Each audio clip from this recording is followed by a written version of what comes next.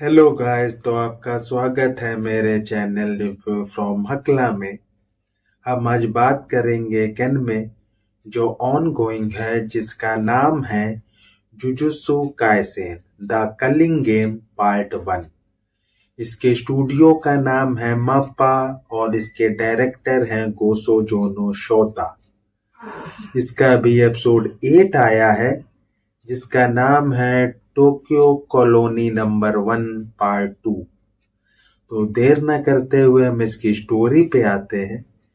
इसकी स्टोरी चालू होती है कि शो हो रहा है हिगोरोमा का पास्ट, कि वो एक लॉयर है और वो वीक लोगों की हेल्प करना चाहता है और वो एक इनोसेंट व्यक्ति को सेव भी कर लेता है, पर सेकंड ट्रायल के लिए अपील हो जाती है और उसे गिल्टी घोषित कर दिया जाता है।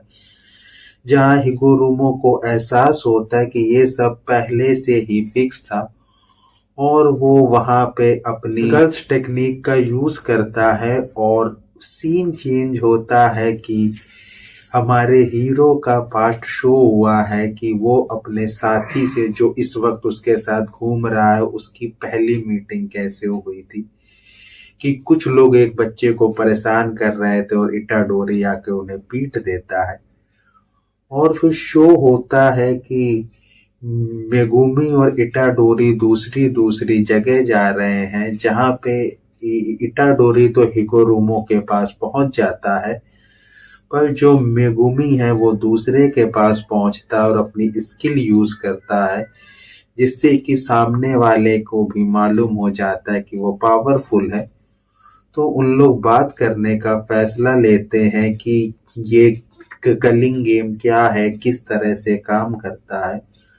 तो जो बातें उसे सन ने बताई होती हैं, मेगुमी वही बातें दोहराता है, लेकिन सामने वाला व्यक्ति इस चीज से सहमत नहीं होता और बहुत सी रीजनिंग देता है, जिससे मेगुमी भी सहमत होता है।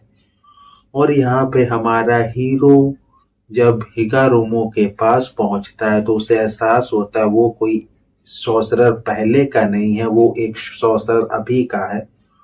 तो उसको लगता है कि उससे बात करना आसान होगा। वो उसे समझाने की कोशिश कर रहा होता है कि अगर हम लोगों की जान सेव कर पाए तो ज्यादा अच्छा रहेगा और इस गेम को जल्दी खत्म कर दे। पर हिगोरुमा उस गेम को बहुत लंबा लेके जाना चाहता है, क्योंकि उसे एहसास होता है यहाँ पे वो उनको आसानी से सजा दे सकता है जो लोग ने ठीक काम नहीं किए हैं।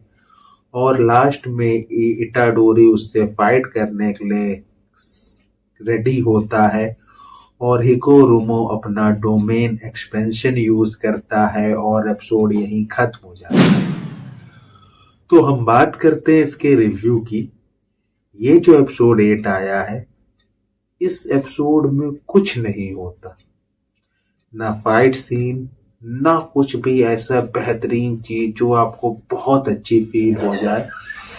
सिर्फ कहानी आगे जाती है और कहानी के बारे में शो होता है। कहानी थोड़ी स्लो जाती है, लेकिन उसके बाद भी ये 20 मिनट आपको बोरिंग फील नहीं होते। आप ये 20 मिनट कब बीत जाते हैं आपको मालूम भी नहीं चलता, क्योंकि सबसे पहला सीन जो आता है करीब 5-6 मिनट का जो सीन है, जिसमें पार्ट शो होता है कि वो रोमो है कौन, उसकी स्टोरी क्या है, जो बहुत ही अच्छी शो हुई है। फाइट सीन कुछ नहीं, सिर्फ बातें और उसकी सोच और उसके जो वो काम करता है, पर उसको उन्होंने इतने अच्छे तरीके से शो किया है कि आपको बहुत अच्छा फील होता है। फिर दूसरा सीन जिसमें पार्ट शो होता है इटाडोरी का, जिसमें फाइट सीन है, और जो फाइट सीन है इतना अच्छा इन्होंने शो किया है कि इटो जो हमारा हीरो इटाडोरी है, वो उस फाइट को इतनी आसानी से जीतता है और स्वैग के साथ जीतता है, तो वो बहुत ही अच्छा देखने में लगता है। फिर जो बात के सीन है जिसमें हर चीज के बारे में बात हो रही है, कि जैसे जो हमारा हीरो इटाडोरी है वो हिगोरोमो को समझाने की कोशिश कर रहा है, पर वो कोई भी चीज मानने को तैयार नहीं है।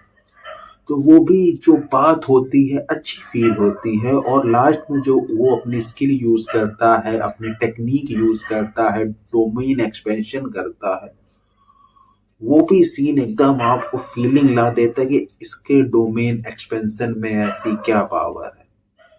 एक तो ये अच्छा, और दूसरा जब सीन शो होता है मेगुमी का, वो एक जगह पहुंच गया है जहां पे इस गेम के रूल्स के बारे में बात होती है, और एकदम शो होता है कि इस गेम का रियल मोटिव क्या है। वो भी अभी पूरा शो नहीं हुआ है, पर उसके बारे में बात हुई है जो आपको बोर नहीं होने देती। और लास्ट में जाको का एक सीन शो हुआ, वो बहुत से लोगों से मिलने गया और कुछ समझ नहीं आता वो कहाँ क्यों गया है। अगर हम कहानी वाइज देखें ये एपिसोड बहुत अच्छा है, अगर एक्शन वाइज देखें ये एपिसोड बहुत ही फालतू है, क्योंकि इन्हें इसमें ये बैलेंस नहीं डाल पाए। अच्छा, अगर ये चाहते तो ये स्टोरी फास्ट जाती, अच्छे से जाती, पर इन्होंने इस पे एक तरह से ध्यान नहीं दिया, या स्टोरी, क्योंकि ये जो सीरीज है बहुत फेमस है, इसका पार्ट 2 भी आना, तो उन लोग स्टोरी धीमे लेके जाने की कोशिश कर रहे हैं। तो अगर मैं इसे रेट करूं 10 में से 5 दूंगा, क्योंकि चाहे इन्होंने स्टोरी खींची है और फाइट सीन उतने शो नहीं हुए हैं, पर उसके बाद भी 20 मिनट आपको बोर नहीं करते। और क्योंकि ये सीरीज फेमस है तो हो सकता है इसलिए जब मैंने देखी मुझे बोरिंग फील नहीं हुई, क्योंकि इसमें मेरा बहुत ही ज्यादा इंटरेस्ट है, इसलिए इसके चांस है। तो ये रिव्यू हम इसी के साथ खत्म करते हैं। Bye bye.